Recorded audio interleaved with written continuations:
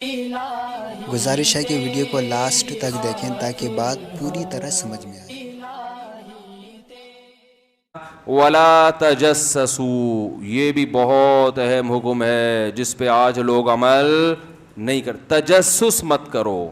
کسی کی ٹوہ میں مت لگو کہ کون کیا کر رہا ہے، کس کے گھر میں کیا ہو رہا ہے، کس کے بیوی اور میاں کے تعلقات کیسے ہیں، کس کی بیوی گھر میں ہے اور کس کی کے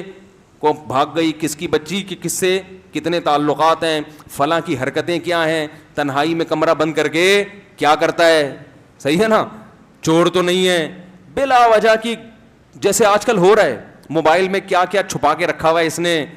موبائل لیتے ہیں استعمال کرنے کے لیے، ایک میسج کرنا ہے اور اس کے ان باکس میں سارے میسج پڑھ لیتے ہیں۔ خط بھیج دے دو کسی کو کہ فلاں کو دے کر آؤ، کوشش کرے گا میں خط نکال کے پڑھوں اور پھر ایسے پیک کر دوں جیسے میں نے پڑھا ہی نہیں۔ سب دل کے خراب ہونے کی علامت۔ کسی کی ٹوہ میں لگنے کی آپ کو اجازت نہیں ہے، کسی کے موبائل کے اس سے پوچھے بغیر اس کے ایس ایم ایس پڑھنے کی آپ کو اجازت نہیں ہے۔ کسی کا لیپ ٹاپ آپ کے پاس ہے، آپ کو اس کے لیپ ٹاپ میں جس کام کے لیے دیا گیا وہ کر سکتے ہیں، اس کے لیپ ٹاپ کے فولڈر میں جا کے دیکھنا کہ کیا کیا رکھا، ہو سکتا ہے اس نے اپنی بیوی کی تصویریں ڈالی ہوئی ہیں اس میں، یا چلو گناہ کی بھی ڈالی ہوئی ہیں، تو آپ کو تھوڑی اجازت کہ آپ اس کے گناہ پر مطلع ہوں۔ آپ کون لگتے ہیں بھائی اس کے کہ آپ جا کے اس کے گناہ پر مطلع ہوں۔ حضرت عمر رضی اللہ تعالیٰ عنہ رات کو کوڑا لے کے نکلتے تھے، ایک دن کہیں آواز آئی تو گھر کے چھت پہ دیکھا، یعنی آواز آئی نا کہیں گانے بجانے یا کوئی ایسے کہ اندازہ ہوا کہ یہاں کوئی گڑبڑ ہو رہی ہے، تو دیوار پہ جھانک کے دیکھا کہ بھئی وہ کچھ موسیقی تھی یا شراب وراب تھا، کیا تھا۔ حضرت عمر نے فرمایا گرفتار کروں گا ان کو۔ انہوں نے کہا اے عمر، کیا آپ نے قرآن کی آیت نہیں پڑھی وَلَا تَجَسَّسُوا، تجسس مت کرو۔ حضرت عمر ڈر گئے اور توبہ کی۔ حضرت عمر تو ایسے تھے جیسے ہی کوئی قرآن کی آیت پڑھتا تھا نا ایک دم پیچھے، انہوں نے فرمایا میری غلطی ہے۔ کسی کا گناہ سامنے آ جائے حکومت کے، پھر ٹھیک ہے سزا دیں، جا کے ٹوہ میں گھسنا کہ کون گھر کے اندر کیا کر رہا ہے۔ اب آپ گلی میں چکر لگائیں دیکھوں کسی کے گھر میں کیا ہو رہا ہے، مسئلہ تو نہیں ہو رہا۔ تو آج یہ بہت ہوتا ہے، کسی کو کسی پہ اعتماد ہی نہیں ہے۔ گھروں میں شوہر کی تحریریں ہیں کوئی پڑھی ہوئی ہیں، وہ ڈرتا ہے کہ میری بیوی نہ پڑھ لے ہیں، اور موبائل کہیں رکھ کے نہیں جاتا، اس کو ڈر ہوتا ہے میری بیوی میرے سارے موبائل پڑھ لے گی،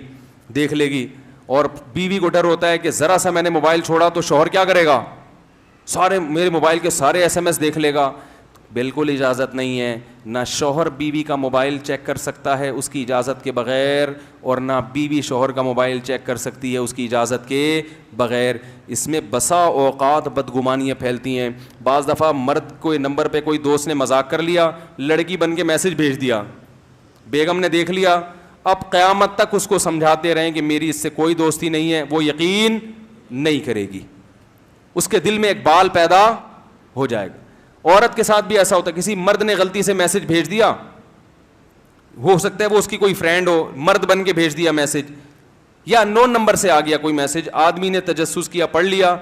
بلا وجہ کیا ہو جاتا ہے بدگمان، اور ساری زندگی کے لیے دماغ میں ایک وسوسہ بیٹھ جاتا ہے۔ تو کیوں ایسے کام کرتے ہو جس سے آپس کا تعلق خراب ہو؟ کتنی سخت حدیث ہے، دیکھو آپ صلی اللہ علیہ وسلم نے فرمایا جب سفر سے واپس آؤ تو شہر میں داخل ہونے سے پہلے اپنے گھر والوں کو اطلاع دے دو کہ میں آ گیا ہوں۔ اچانک چھاپے مارنے کی اجازت نہیں ہے۔ لوگ کیا کرتے ہیں، ہم سفر سے آ رہے ہیں یار چپکے سے آئیں گے پتہ ہی نہ چلے، تاکہ اگر میری بیگم کو غلط کر رہی تو پکڑی جائے۔ تو ٹھیک ہے، پھر آپ بھی غلط کر رہے ہو نا تو یہ دعا کیا کرو کہ اللہ میں بھی پکڑا جاؤں۔ نہیں یاری بات میرا خیال ہے، یعنی پھر یہ نیت کیا کرو کہ اللہ میں جب بھی کوئی گناہ کروں تو کیا کروں، میں پکڑا جاؤں۔ تو جیسے بیوی کے بارے میں، اپنے بارے میں آپ نہیں چاہتے کہ میں کوئی غلطی کروں تو پکڑا جاؤں، تو بیوی کے بارے میں کیوں چاہتے ہیں کہ غلطی کرے تو پکڑی جائے وہ؟ ہاں اگر کوئی مضبوط قرائن سے آپ کو لگ گیا کہ معاذ اللہ عورت خراب ہے، کچھ بعض دفعہ ایسے قرائن ہوتے ہیں، تو پھر اس کا طریقہ کیا ہے کہ اس کو پہلے اطلاع دی جائے کہ بھائی دیکھو کچھ وسوسے آ رہے ہیں دماغ میں، کچھ ایسی اطلاعات آ رہی ہیں، تو مجھے پتہ ہے کہ تم خراب نہیں ہو، لیکن شیطان کو موقع مل جائے گا تعلقات خراب کرنے کا، لہٰذا اس سے پہلے کہ ہمارے تعلقات خراب ہوں میں آپ کا موبائل چیک کرتا رہوں گا، کیونکہ بڑی فسادی چیزیں موبائل، پہلے بتا دو پھر آپ چیک کر سکتے ہو کہ بھئی یہ آپ کا موبائل ہے، میں کسی بھی وقت چیک